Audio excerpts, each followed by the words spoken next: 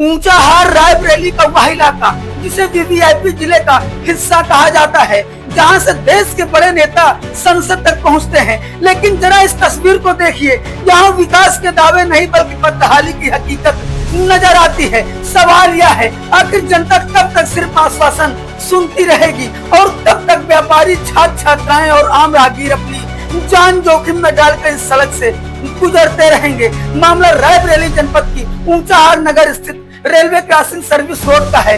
यह कोई सामान्य सड़क नहीं है बल्कि एनटीपीसी ऊंचाहार जाने वाला प्रमुख मार्ग है। इसी रास्ते से रोजाना भारी वाहन, स्थानीय लोग, स्कूली छात्र छात्राएं और हजारों राहगीर गुजरते हैं। लेकिन आज यह सर्विस रोड सड़क कम और गड्ढों का जाल ज्यादा बन चुकी है। बीते 8 वर्षों से इस सड़क के निर्माण के नाम पर केवल वादे किए गए, व्यापारी आंदोलन करते रहे, धरना प्रदर्शन होता रहा, अधिकारियों के दफ्तरों के चक्कर लगाए गए, ज्ञापन दिए गए, लेकिन हर बार मिला सिर्फ एक नया आश्वासन। धरातल पर न सड़क बनी और न ही जल निकासी की अस्थायी व्यवस्था की गई।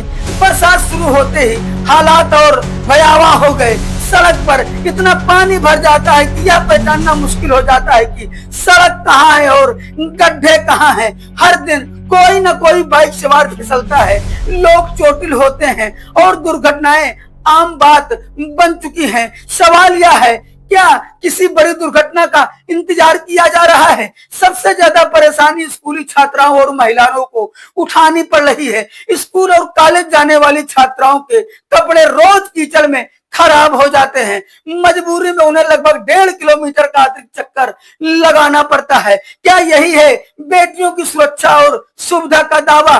दूसरी तरफ इस सड़क की बदहाली ने स्थानीय व्यापार की कमर तोड़ कर रख दी है। व्यापारियों का कहना है कि ग्राहक अब इस रास्ते से आने में कतराने लगे हैं। कई दुकानें बंद हो चुकी हैं और जो खुली हैं वो भी बंद होने के कगार पर पहुंच गई हैं। किराएदार दुकानें और मकान खाली करके जा रहे हैं। आखिर इसका जिम्मेदार कौन है? जब रेलवे ओवरब्रिज का निर्माण कार्य शुरू हुआ था तभी व्यापारियों ने मांग उठाई थी कि ओवरब्रिज के साथ साथ सर्विस रोड और नाली निर्माण का कार्य भी कराया जाए। उस समय एनएचआई के अधिकारियों ने भरोसा दिया था कि ओवरब्रिज निर्माण कार्य होते ही सर्विस रोड निर्माण कार्य शुरू कर दिया जाएगा। लेकिन ओवरब्रिज तो बन गया, सड़क आज भी टूटी पड़ी है और नाली का इंतजार अब भी जारी है। हाल ही में ऊंचाहार व्यापार मंडल के अध्यक्ष धर्मेंद्र मौर्य के नेतृत्व में व्यापारियों ने एनएचआई अधिकारियों से मुलाकात की। अधिकारियों ने कहा कि सभी औपचारिकताएं पूरी हो चुकी हैं, 1 सप्ताह के भीतर निर्माण कार्य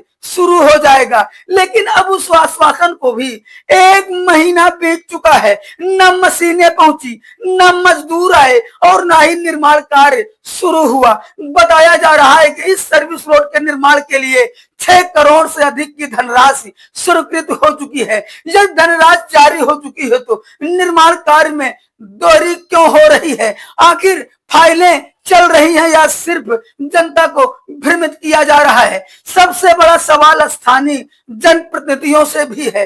रायबरेली को वीवीआईपी जिला कहा जाता है। क्षेत्र का प्रतिनिधित्व देश के बड़े नेता करते हैं, फिर भी ऊंचाहार की इस बदहाल सड़क पर उनकी नजर आखिर क्यों ओझल है?